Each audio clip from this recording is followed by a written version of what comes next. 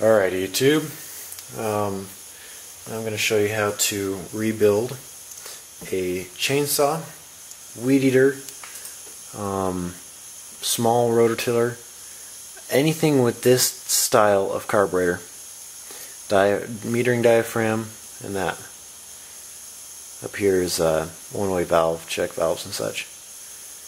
So I'm going to show you today how to rebuild one of these. Let's zoom in here a little bit. Alright, so first thing you want to do is pull out a flathead. Flathead screwdriver, standard screwdriver. Going to take off one or the other, one side or the other. We've got the correct diaphragm kit for it, a rebuild kit, as they're also known. Just going to take that off. Softly and carefully take that off. Note how this is sitting, because there is a gasket and then the diaphragm. I'll separate them here for you. See? It's the gasket and then the diaphragm. Make sure you note how that was sitting. So that's down. The diaphragm is on this piece. Things to note, so you know you get it back together the correct way. I'm going to flip it over here and crack into the metering diaphragm.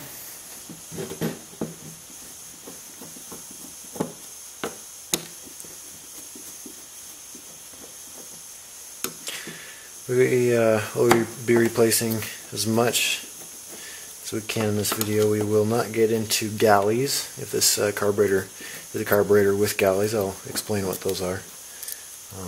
There's passageways for fuel.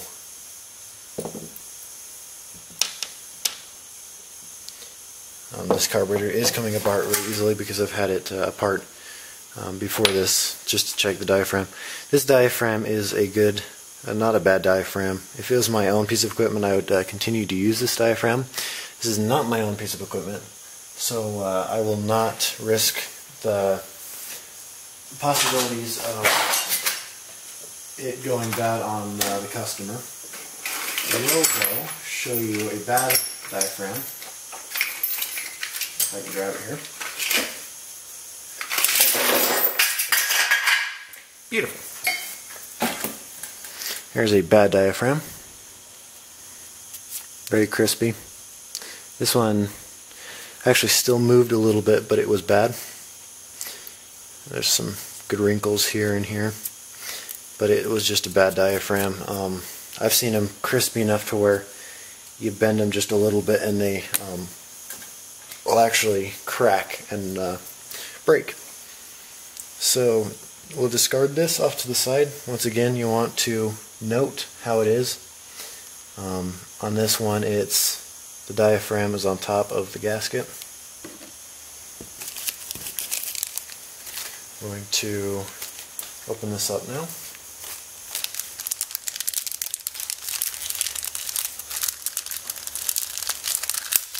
Surprised I don't have a knife on me, actually.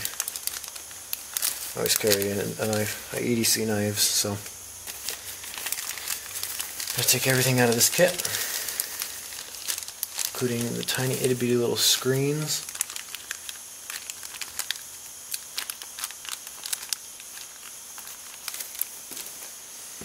Place everything right here. Make sure you're working on a clean surface. This is a clean surface. I cleaned it right before this video.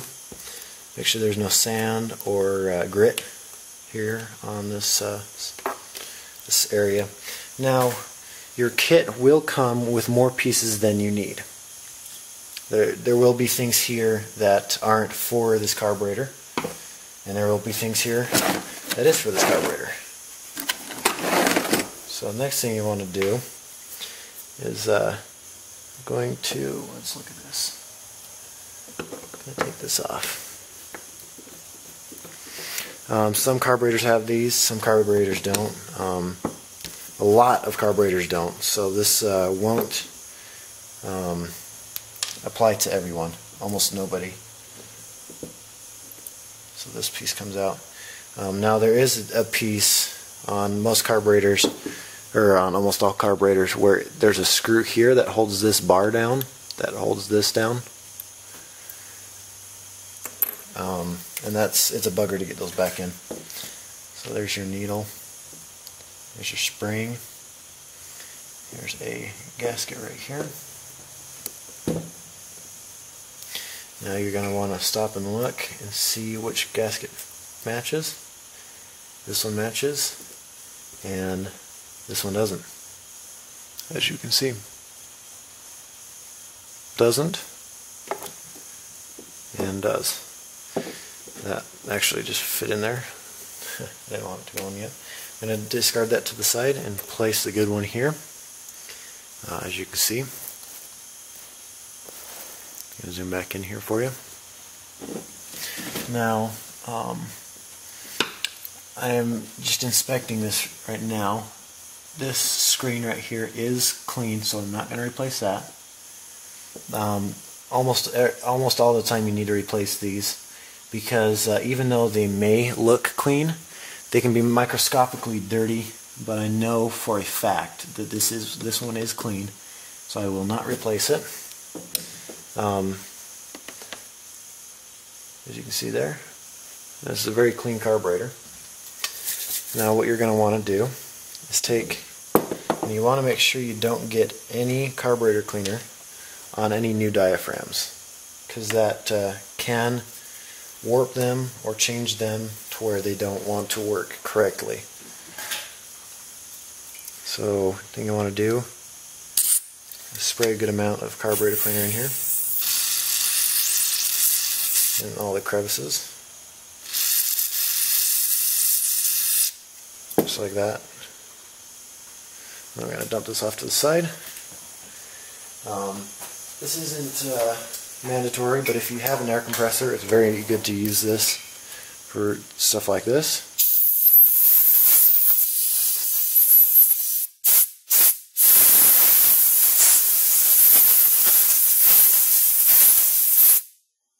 There you go. Now if you have some type of buildup from the fuel, like a varnish or the aluminum on different carburetors, you know, it starts to kind of bubble. You can take, I think it's triple or quadruple aught steel wool, and that is okay to use as long as it's not a surface that mates with something else, you know, that needs to. And it's usually still okay then, but I'm going to safely say that, you know, don't do that.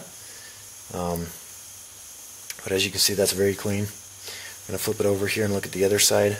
This screen is also very, very clean, so I'm not going to replace that.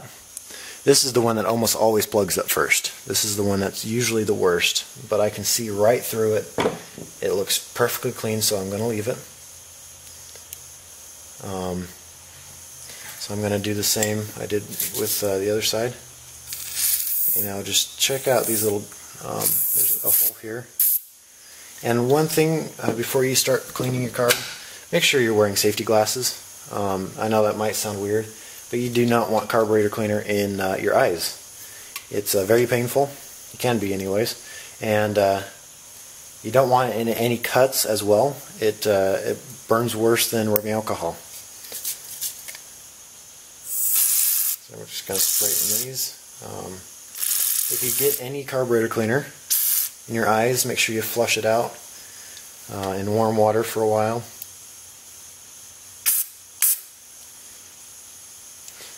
That's pretty clean now. I'm going to dry it off. I'm going to blow these little holes out.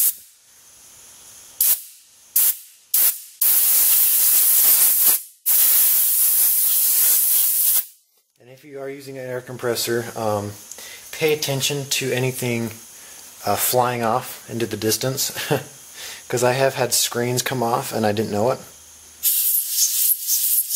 and then had a problem with that carburetor later on. So that is clean. I'm going to set it sideways. One thing though to note is you just want to make sure all your jets are clean. Even on the inside there are some right here. Here's the butterfly. Let's see if we can get in closer. See if we can get this camera to focus. Here we go. Come on, can you focus a little bit more for me? There you go. You can see the jets down inside there. There's 3. Those are your idler jets. You want to make sure those are clean.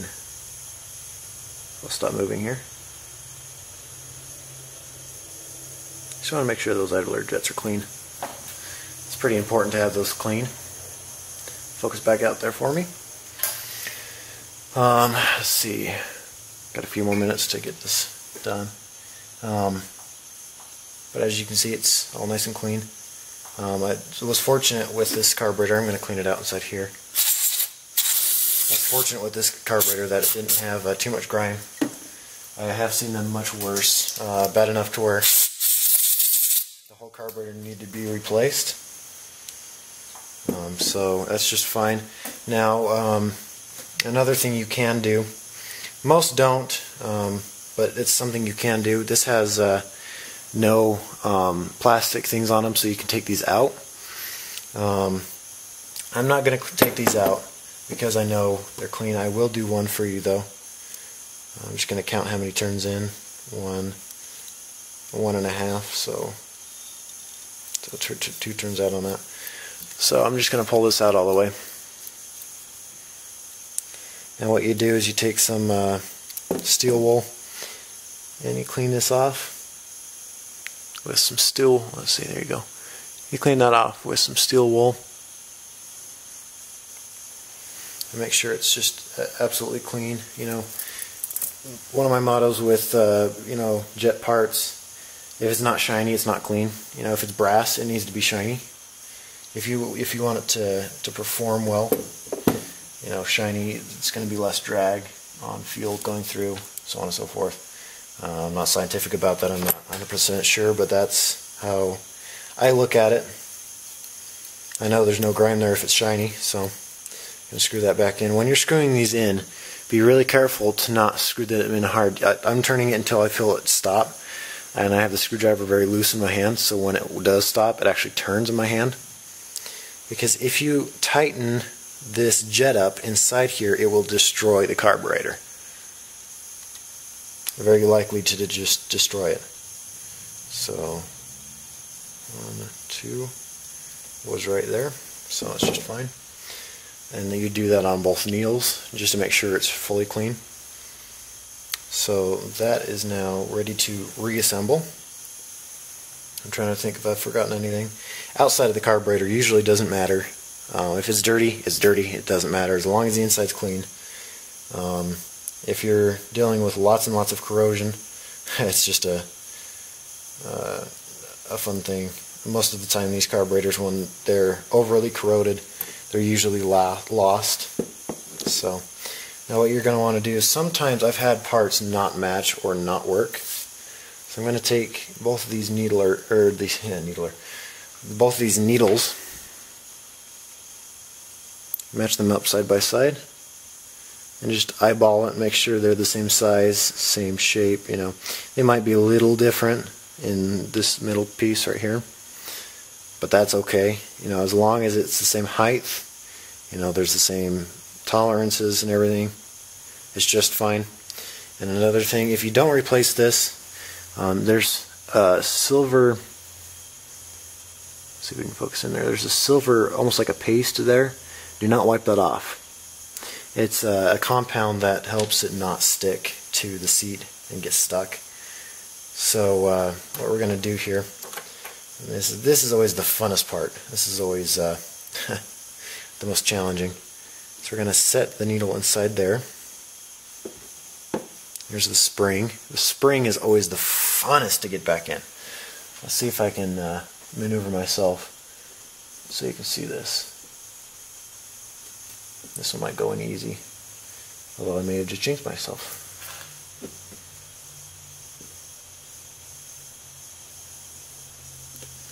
I think I've done a good tons of these. Yeah, there you go. That one in fairly easy.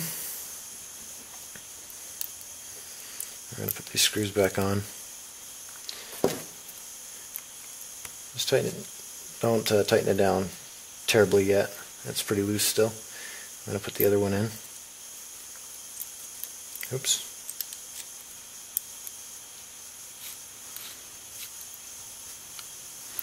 There we're going to want to take out. Tighten them down a little bit. And then just snug it. It doesn't need to be tight. You don't need it to strip out. Just enough to where you know it's not going to move. I didn't put much pressure on that. Just enough to, like I said, snug it down. Now, I'm looking at this old diaphragm again. Diaphragm's on top, gasket's on bottom. So we're going to put gasket down first. Then the diaphragm. And some people like to put a little bit of oil on these. Some people say not to. If I'm going to, I use Marvel Mystery Oil. I'm going to do it a little bit today, just on the bottom side here, just a snippet, just a tiny little bit, all around the edge here.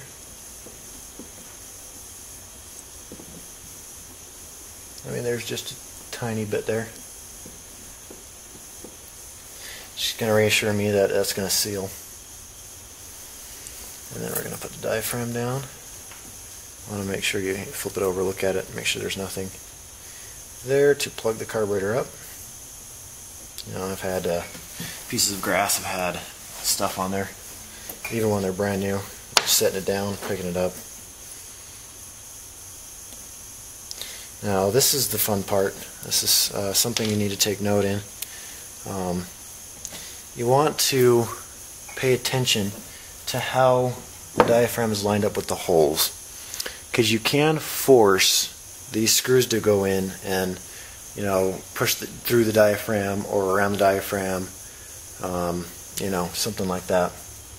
So you want to, you know, loosely just kind of fit them in there, and while you're doing it, just kind of wiggle the top around a little bit, make sure they center themselves inside the diaphragm instead of, you know, it'll wrinkle it and destroy the diaphragm, and you have to buy another one. I've actually had carburetors come from factory on pieces of equipment, and just replacement carburetors with that problem, where it actually pinched the diaphragm and ruined it.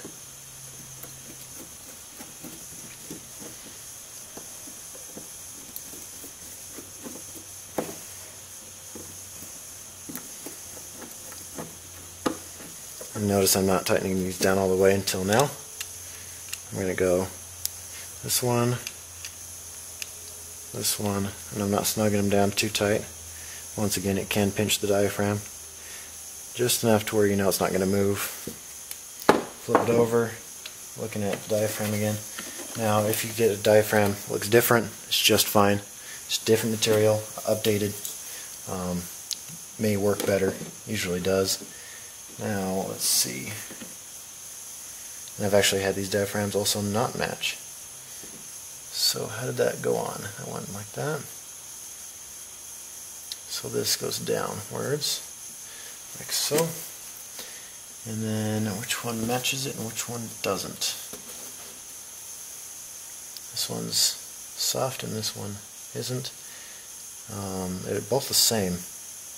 One is soft, one isn't. This one's more rubber, this one's more cardboard. I'm going to use the rubber one, because that's what's here as well. It's more rubbery, so that's what I'm going to use.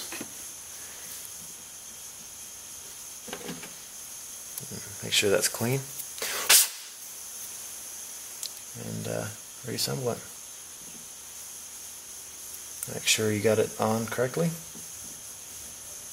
And screw everything down. Let's see, I'm running out of time. Tick tock, tick tock. No, I got this one backwards. Actually, I'm going to stop the video for a second and start it up again because I've got 13 seconds. So I'm going to show you a trick here that I just remembered. Alright, so the trick that I just remembered. So that goes on that way, and this goes on that way. So I'm going to flip this over, and put it on here, because it has, this plate has little pins on it that you can line things up on. Right there and right there. And then make sure you don't push on the sides of the material, because it'll make it come back up. And then just kind of flop it over and make sure everything's fitting correctly. And screw it down and snug it.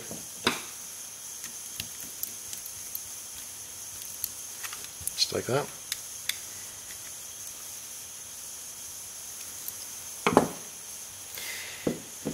And that is how you successfully rebuild a carburetor. It doesn't matter what brand it is. This procedure should be exactly the same.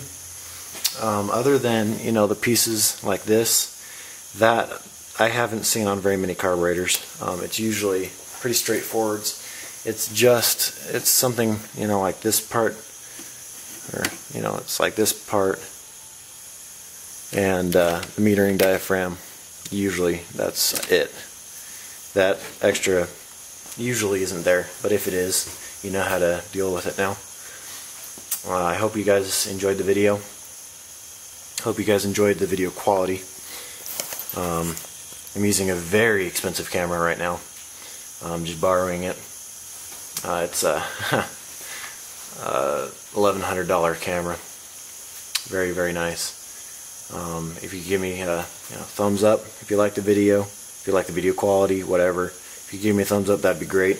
You know, more thumbs up gives me more views. If you could do that for me, that'd be great. If you could subscribe, if you're not subscribed. If you are subscribed, thank you for subscribing. You know, thank you for clicking that little button, because that means a lot to me. You know, it's a source of income for me. And if you could go down and give me a comment, that'd be great. It's also helps me with views. So hope you have a good one, YouTube. Hope you learned something. Hope I shared some knowledge with you, and I hope you have a good one. See you later, YouTube.